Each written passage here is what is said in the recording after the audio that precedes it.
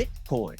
Brother, can you spare a Bitcoin? Bitcoins. You never heard of them a few weeks ago? Now everybody's talking about them. So I've been interested in Bitcoin for a while now, and over the years I have noticed one conversation in particular that recurs. It's a conversation that I can safely say I've had upwards of 15 times, and it usually always starts with one person that has briefly heard about Bitcoin in the news, maybe. But is it a currency? I don't know. Or is it more like a stock? Or is it a tulip bulb? Or is it We're just gonna debate that. stupid?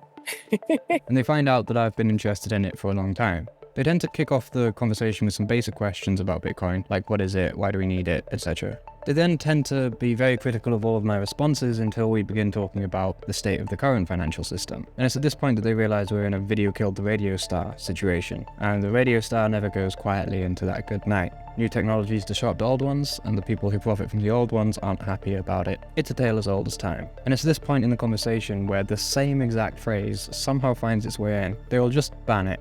This sentence usually gets spoken in a declarative tone. They'll ban it. They'll just ban it.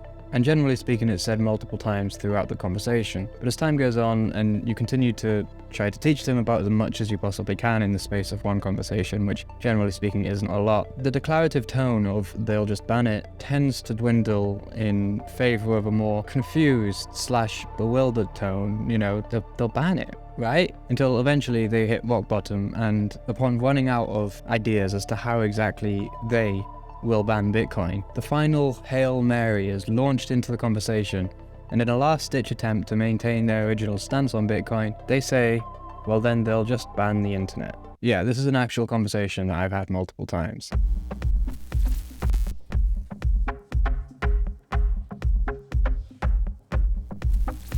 Stage 1 of somebody's Bitcoin journey can oftentimes be described as apathetic. There's a general lack of care for the topic of Bitcoin, and it's not even really considered to be worth paying attention to. This is why the beginning of all of these conversations usually start with the simplest of questions. Because let's be honest, to be entirely apathetic towards Bitcoin, you have to be at least a little bit clueless about it. I mean, if your whole idea of Bitcoin up until that point is digital money, then sure, you're probably going to think it's a bit of a gimmick. After all, most of the money that people use on a day-to-day basis these days is digital anyway. I mean, when you pay for a card in a store, that's quite clearly digital. You're not actually handing over anything physical. When you send money to a friend on a banking app, then same thing applies. So people generally consider digital money to be not much new. So what's so special about Bitcoin? To get a sense of why Bitcoin is an important piece to the puzzle of societal design, you must have at least some understanding of the puzzle. I mean, if somebody sees the world of money through the rose-tinted glasses of essentially blissful ignorance, then convincing them that Bitcoin is important is kind of like trying to sell sand to the beach. So you first have to show them the issues with the current monetary system for them to even have a sense that Bitcoin is something worth even attempting to create. So you tell them about how centralization can lead to a concentration of power and potential for manipulation. You tell them that the value of their life savings are being eroded over time because those with the central power keep printing money, which, from a systemic design perspective, you're rewarding the spendiest of your population and punishing those who save up over time to afford for a family and whatnot. You explain that trusts placed in third parties such as banks, which can lead to losses of freedom, high transaction fees for slower transactions, and generally more expensive prices for a worse service. You explain how much of the current population still lack access to basic financial services, and after dropping the censorship resistance, privacy, and freedom combo, you hit them with the fractional reserve banking finishing move, and at this point they usually understand the scope of Bitcoin's potential.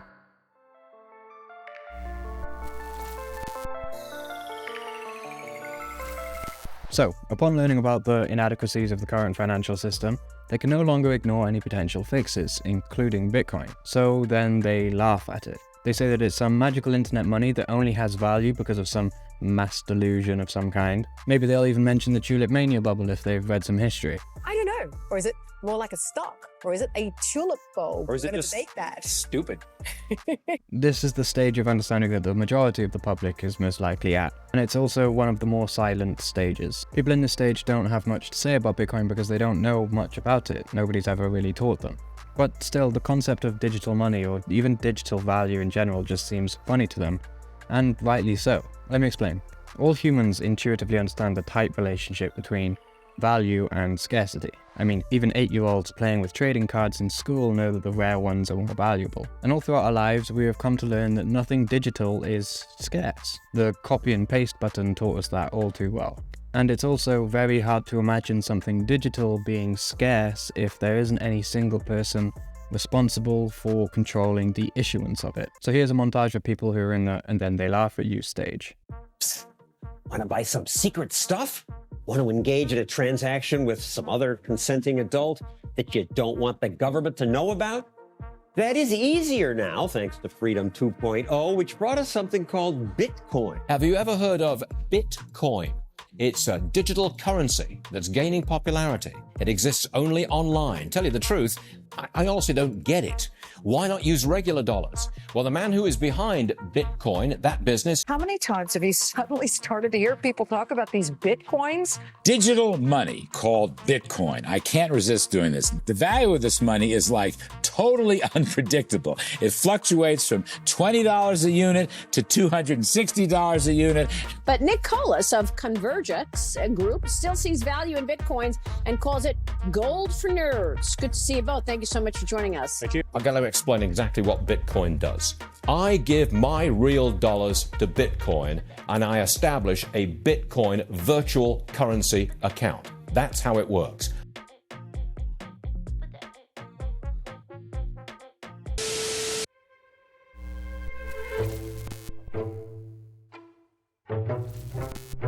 But eventually people feel the need to justify their disregard of Bitcoin, and so they begin to fight their case. But funnily enough, it's often true that we become convinced of things by challenging them. This is why scientists don't set out to prove their theories, they set out to disprove them. So in these conversations, when people finally try to prove why Bitcoin sucks, they usually end up more convinced that it doesn't. They stick to a few talking points when they try to make their case against Bitcoin, because it's usually something that they've heard on the news or from some public figure that has a lot of influence in the finance world. They'll say things like, "Isn't it just used by criminals though?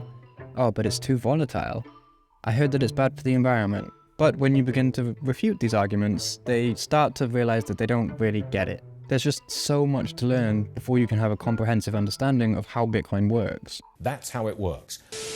So they begin to ask questions. How does mining work? Where is all the Bitcoin stored? How does a transaction work? Who runs the blockchain? These are all questions that you're likely to encounter at this part of the conversation. But unfortunately, the answers to almost any question about Bitcoin are so painstakingly nuanced that it's just about impossible to get them all over in a single conversation. I mean, even a question as simple as, "Where's all the Bitcoin stored?" is answered with, "On every copy of the blockchain, but on no copy of the blockchain in particular."